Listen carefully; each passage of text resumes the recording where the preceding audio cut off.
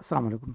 इससे पहले हमने पढ़ा था प्रोनाउन के cases, possessive case, subjective case, objective case और first person, second, third person pronoun के बारे में हमने पढ़ा था।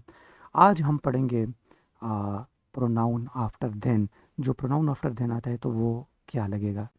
According to modern English grammar, यहाँ पे अगर हम देखें, so pronoun after than, than किसी सेंटेंस में कब यूज़ होता है? देन तब यूज़ होता है जब हम कंपैरिजन करते हैं, किसी एक चीज़ का दूसरे चीज़ से कंपैरिजन करते हैं। तो कंपैरिजन के वक्त हम देन इस्तेमाल करते हैं। सो यहाँ पे कुछ केसेस है, ये हम पढ़ते हैं आफ्टर देन में। सबसे पहले अगर हम पढ़े तो if there is the comparison of the subject, यहाँ पे है subject, the comparison of a subject in sentence we use the subjective case of pronoun.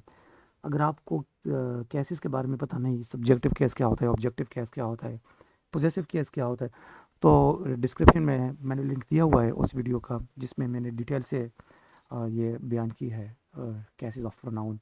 तो जाके वो देख ले। तो अगर किसी सेंटेंस में सब्जेक्ट का कंपैरिजन होता है तो फिर आफ्टर देन, जब ये देन आता है तो इस देन के बाद हम फिर subjective case of pronoun use करेंगे। जिस तरह कि हम देखें, she is more beautiful than I. यहाँ पे अक्सर लोग देन मी इस्तेमाल करते हैं, she is more beautiful than me. नहीं, यहाँ पे हम देखेंगे कि कंपैरिजन किस चीज़ का है। कंपैरिजन शी का है, और शी क्या है? She is the subjective case of pronoun. So she is more beautiful than I, क्योंकि यहाँ पे ग्रामेटिकली आई करेक्ट है। जिस तरह कि मैंने यहाँ पे लिखा है कि if there is the comparison of subject in a sentence, तो यहाँ पे अगर हम देखें तो यहाँ पे कंपैरिजन सब्जेक्ट का है जो कि शी है। So she is more beautiful than I, not she is more beautiful than me. अगर मैं नेक्स्ट एग्जांपल दे दूँ आप लोगों को, फॉर एग्जांपल मैं अगर लिखूँ दे आर, ये मैं हटाऊँ यहाँ से, they are for example stronger than he, not him. यहाँ पे हिम नहीं आएगा। अगर मैं हिम को मैं काट लूँ तो यहाँ पे हिम नहीं आएगा, क्योंकि यहाँ पे कंपैरिजन किस चीज़ का है? यहाँ पे है कंपैरिजन दे, और दे क्या है? They is the subjective case of pronoun. So अगर किसी सब सेंटेंस में सब्जेक्ट का कंपैरिजन किया जाता है तो वहाँ पे हम इस्तेमाल करेंगे subjective case of pronoun after than. ये जहन में याद रखें। अनदर एग्जांपल अगर हम देखें, मैंने लिखा है यहाँ पे he is intelligent than they. यहाँ पे इस तरह नहीं लिखेंगे कि he is intelligent than them, क्योंकि देम इसलिए नहीं लिखेंगे क्योंकि यहाँ पे कंपैरिजन है सब्जेक्टिव केस ऑफ प्रोनाउन का, तो यहाँ पे सब्जेक्ट है। जिस तरह कि मैंने लिखा है कि द कंपैरिजन ऑफ सब्जेक्ट, जब सब्जेक्ट का कंपैरिजन है तो he is the subjective case and he is the subject of the sentence. हम ये देखेंगे कि सेंटेंस में किस चीज़ का कंपैरिजन है, सब्जेक्ट का केस, सब्जेक्ट का कंपैरिजन है या ऑब्जेक्ट का कंपैरिजन है। तो उस हिसाब से हम आफ्टर देन जो डिजर्वेबल प्रोनाउन होते हैं तो वो हम लगाएंगे। तो यहाँ पे है ही इज़ इंटेलिजेंट देन है, क्योंकि he is the subjective case of pronoun और ये सब्जेक्ट है दिस सेंटेंस में। तो इस केस में हम देम नहीं लगाएंगे, क्योंकि them is the objective case of pronoun. उम्मीद है आपको समझ आ गया होगा, क्योंकि ये अक्सर वन पेपर एमसीक्यूज में पूछा जाता है सेंटेंस करेक्शन में। सेकंड अगर हम देखें, फिर यहाँ पे कहता है कि if if there is the comparison of object in sentence. उम्मीद है आप सब्जेक्ट और ऑब्जेक्ट तो जानते होंगे ना, कि सब्जेक्ट क्या होता है सेंटेंस में, ऑब्जेक्ट क्या होता है। सब्जेक्ट वो होता है जो कि एक एक्शन परफॉर्म करता है, और ऑब्जेक्ट वो होता है जो कि डायरेक्टली एक एक्शन रिसीव करता है। So that is object of the sentence. If there is the comparison of object in a sentence, we usually use the objective case of pronoun after than. Pronoun यहाँ पे after लिखना चाहिए था, मैंने नहीं लिखा आफ्टर देन। तो objective case of pronoun लिखें अगर हम किसी सेंटेंस में ऑब्जेक्ट या ऑब्जेक्टिव केस ऑफ प्रोनाउन का हम कंपैरिजन करते हैं, तो फिर हम देन के बाद ऑब्जेक्टिव केस लगाएंगे, ना कि सब्जेक्टिव केस लगाएंगे। यहाँ पे अक्सर स्टूडेंट्स ये मिस्टेक करते आ रहे हैं। फॉर एग्जांपल मैंने यहाँ पे एक एग्जांपल लिखा है, for example I like him. तो यहाँ पे कंपैरिजन किस चीज़ का है? कंपैरिजन यहाँ पे आई का नहीं है, क्योंकि मैं उसको पसंद करता हूँ। तो मैं किसको पसंद करता हूँ? उसको। वो उस क्या है यानी him, that is the objective case of pronoun.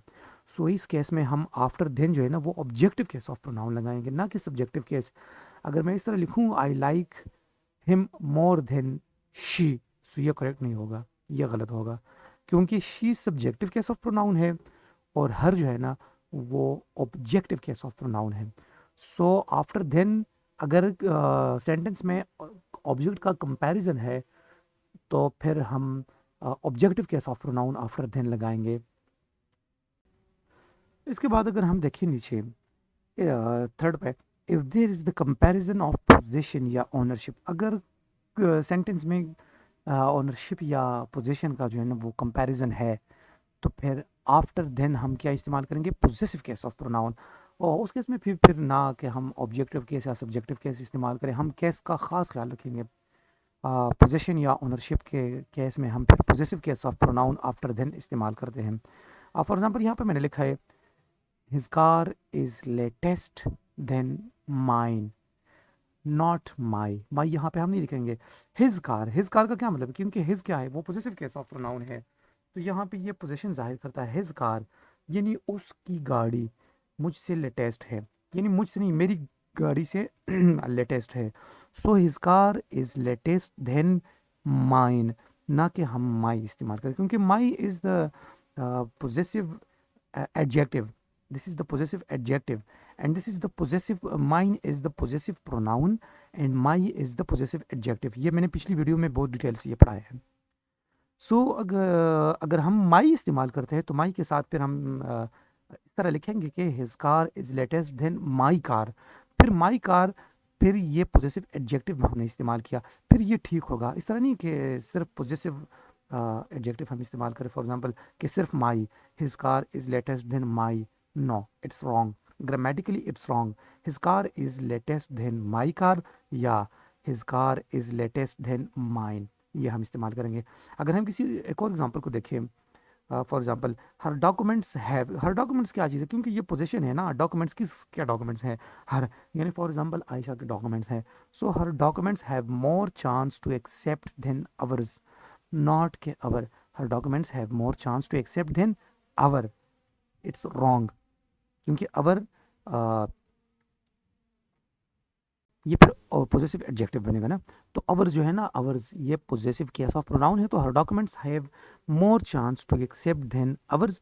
या इसके बाद अगर हम लिखें अवर डॉक्यूमेंट्स के साथ मिलाए पोजेसिव एडजेक्टिव का इस्तेमाल करें तो फिर हम लिखेंगे कि her documents have more chance to accept than our documents, sorry her documents have more chance to accept than our documents. फिर अवर के साथ हम डॉक्यूमेंट्स का इस्तेमाल करेंगे तो फिर ये पोजीशन बन जाएगा। अगर हम सिर्फ अवर लिखेंगे तो ये पोजीशन नहीं बनता। तो उम्मीद है आप लोगों को समझ आ गया होगा।